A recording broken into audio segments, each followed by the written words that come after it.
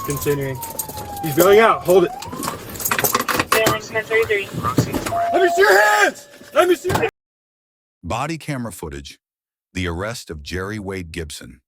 June 6, 2025, city of River Falls. Missouri River Falls was one of those American towns that rarely appeared in the news. A few thousand residents, one main street, a gas station, a bar, a grocery store, and the feeling that time had stopped decades ago. Everyone knew everyone else, or at least believed they did. Jerry Wade Gibson had lived in River Falls his entire life. He was 35 years old. Once he had been an ordinary guy.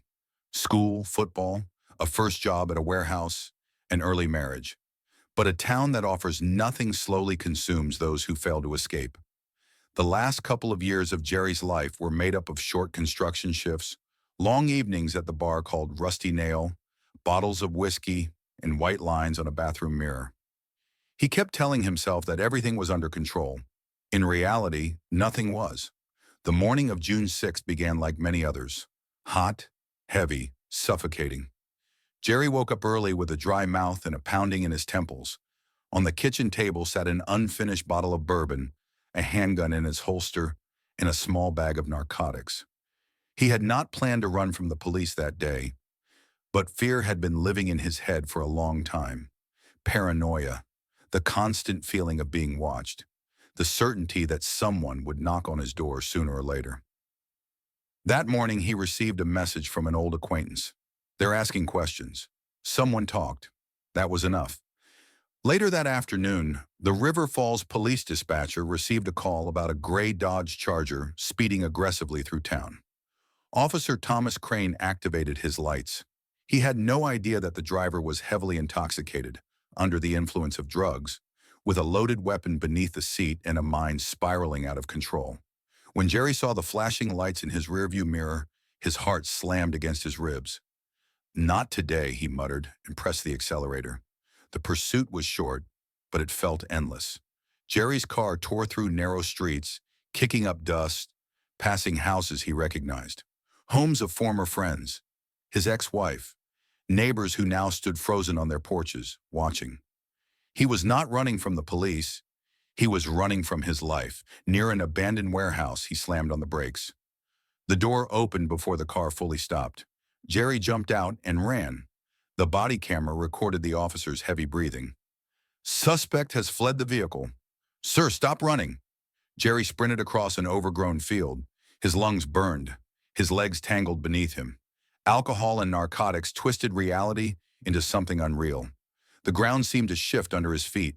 Police drones were deployed.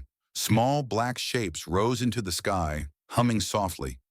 Cameras tracked his every movement, every stumble, every fall. He did not know that. He disappeared into a tree line near an old farm. Dropping to his knees, he pulled the handgun from his waistband. His hands shook as he disengaged the safety. Drugs filled his pockets. Chaos filled his mind. "They're going to kill me," he whispered to himself. But the officers were calm, precise. Through a loudspeaker mounted on the drone, a voice echoed across the trees. "Jerry Wade Gibson, we see you. You are armed. Put the weapon down and raise your hands." Hearing his full name felt like a sentence being read aloud. That was the moment he broke. Years collapsed into a single instant. The divorce, losing his job, the debts, the drinking, the sleepless nights. He threw the gun into the grass and collapsed, face down onto the ground. The officers approached slowly, carefully. Handcuffs clicked shut around his wrists. The body camera captured the sound of him crying. During the search, officers recovered a loaded firearm, illegal narcotics, and confirmed a high level of alcohol in his system. Jerry offered no resistance. He only repeated the same words over and over. "I just didn't want to go back. Not again." River Falls returned to silence. The chase was over. But the story of Jerry Wade Gibson remained. Another example of how fear, addiction, and isolation can destroy a life. The body camera footage became evidence, and for some, a warning.